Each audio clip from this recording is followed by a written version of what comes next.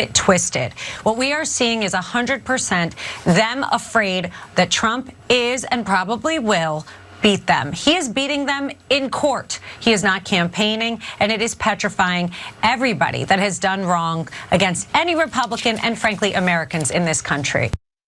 Now, hold up a second there, Alina Habba. That was pretty cold-blooded. He's not campaigning. What are you talking about?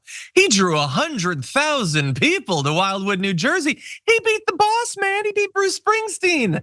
And for Alina Habba, that doesn't even count as campaigning. Well, that's a little bit cold, but I'll leave her and Trump to hash that out. Hey, I'm glad you're here. Listen, in order for the Damage Report to keep on going, we need viewers like you to become a member on YouTube.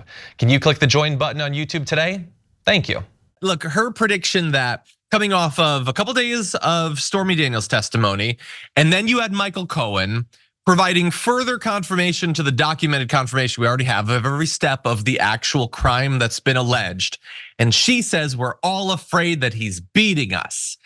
And look, I will grant her, I'm not afraid. I'm not getting emotional about it, but I certainly think there's a possibility he will not end up in prison, but not because he's beating them in court.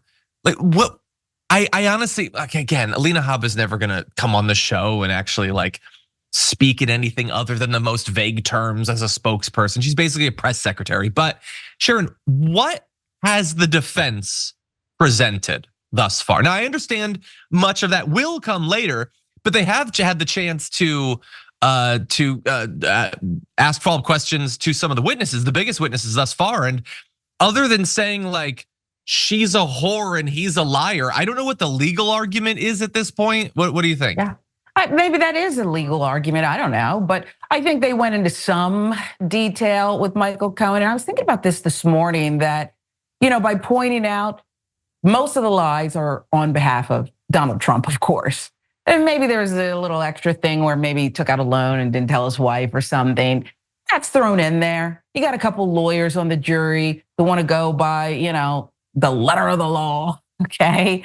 And maybe someone who's predisposed will say, reasonable doubt. Even though every witness, including Hope Hicks, the guy from the National Enquirer, Pecker, they gave the most damning testimony.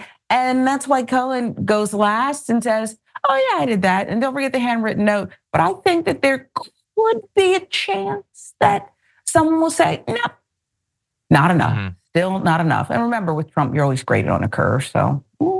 100%, yeah. Yeah, and look, it's beaten into us explicitly and implicitly from the day we're born, everything about the media and the way things are presented in pop culture and everything. Rich people are better than you, okay? Yep. Don't question them, they're better. We don't technically call them dukes and barons and things like that, but they deserve those titles because they are better than us. And a lot of people go their whole life acting that way. Go on Twitter and look at the replies to Elon Musk tweets. There's a lot of people who naturally believe that they are inferior to those with more money than them. And that could definitely happen. And it doesn't even have to be the sort of sarcastic, condescending way that I just presented that. It could be that there's some evidence that they will present that I don't know, one of the bookkeepers is like, Trump is like, we should log this as a hush money payment, but I got his back. I'm just gonna do it this way instead. That could happen. Or there could be like really strong evidence that he was only worried about Melania's feelings and not worried about the election. And that would theoretically undermine them being felony charges because it requires an underlying crime that's being covered up. Those things could happen and maybe will happen, but haven't happened. And thus Alina Habba's confidence just doesn't make sense to me.